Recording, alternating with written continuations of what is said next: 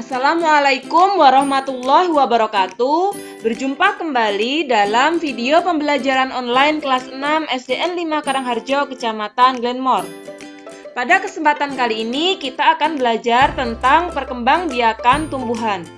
Perkembangbiakan tumbuhan dibedakan menjadi dua, yaitu perkembangbiakan generatif dan perkembangbiakan vegetatif. Perkembangbiakan generatif adalah perkembangbiakan tumbuhan melalui proses penyerbukan atau kawin. Penyerbukan adalah peristiwa menempelnya serbuk sari ke kepala putik. Alat perkembangbiakan tumbuhan secara generatif adalah bunga. Sebelum membahas lebih lanjut tentang macam-macam penyerbukan, kita akan mengenal bagian-bagian bunga terlebih dahulu. Perhatikan gambar bunga berikut ini. Indah bukan?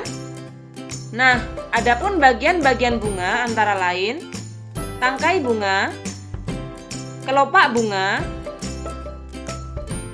putik sebagai alat kelamin betina, benang sari sebagai alat kelamin jantan, bakal buah,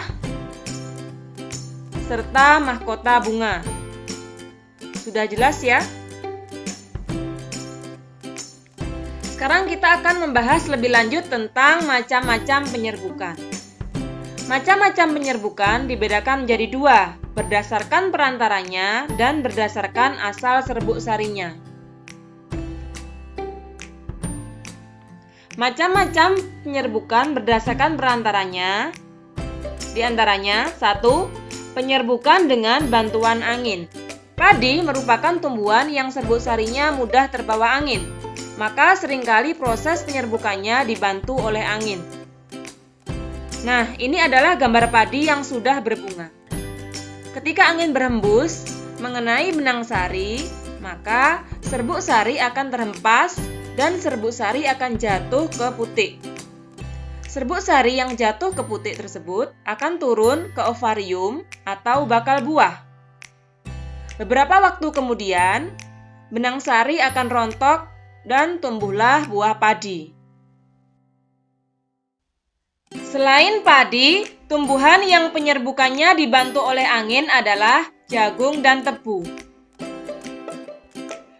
Berikutnya, penyerbukan dengan bantuan serangga.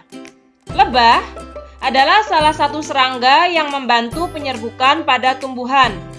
Bunga sepatu adalah salah satu bunga yang sering dikunjungi lebah. Lebah akan datang dan menghisap nektar bunga, sementara kaki lebah menginjak serbuk yang ada pada benang sari. Lebah suka berpindah-pindah posisi untuk mencari nektar, sehingga kakinya yang telah menginjak serbuk sari akan mengenai putik bunga. Lalu, serbuk sari akan masuk ke dalam dan bertemu dengan bakal buah. Bakal buah akan menjadi biji. Setelah itu, mahkota dan benang sari akan rontok, sehingga tumbuhlah buahnya. Penyerbukan oleh serangga tidak hanya dilakukan oleh lebah, bisa juga oleh kumbang, kupu-kupu, dan semut. Berikutnya, penyerbukan dengan bantuan manusia. Di sini kita akan melihat penyerbukan dengan bantuan manusia pada bunga vanili. Kita membutuhkan kayu yang runcing untuk merobek bunga vanili. Pertama, kita harus cari benang sari, lalu robek mahkota hingga terlihat benang sari secara utuh. Lalu, ambil serbuk sari dan tempelkan ke putik.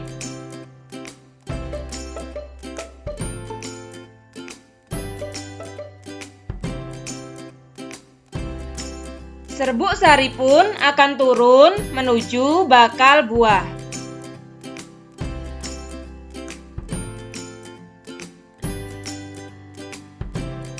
Beberapa waktu kemudian, mahkota dan benang sari rontok dan buahnya pun akan tumbuh.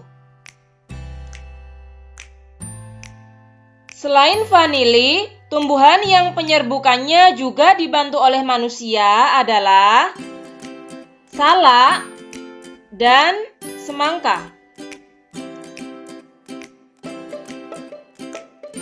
Berikutnya, penyerbukan dengan bantuan air. Penyerbukan oleh air bisa disebabkan oleh air hujan dan percikan air. Kita ambil contoh bunga seroja.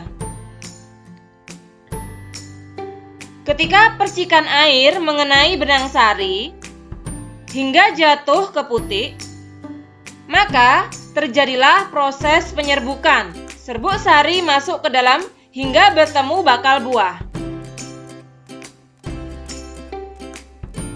Beberapa waktu kemudian, mahkota dan benang sari rontok dan buah seroja tumbuh.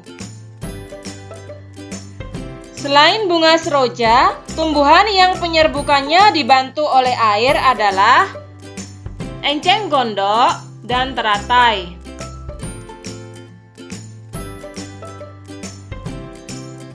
Selanjutnya, kita akan membahas tentang macam-macam penyerbukan berdasarkan asal serbuk sarinya. Yang pertama, penyerbukan sendiri. Penyerbukan sendiri terjadi saat serbuk sari jatuh ke kepala putik pada bunga itu sendiri. Kedua adalah penyerbukan tetangga.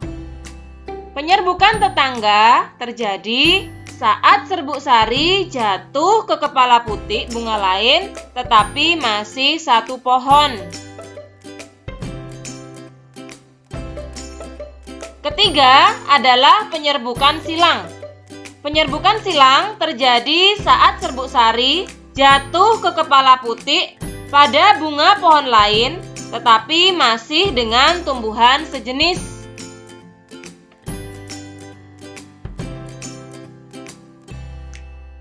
Keempat adalah penyerbukan bastar. Penyerbukan bastar terjadi saat serbuk sari jatuh ke kepala putik pada bunga pohon lain yang tidak satu jenis.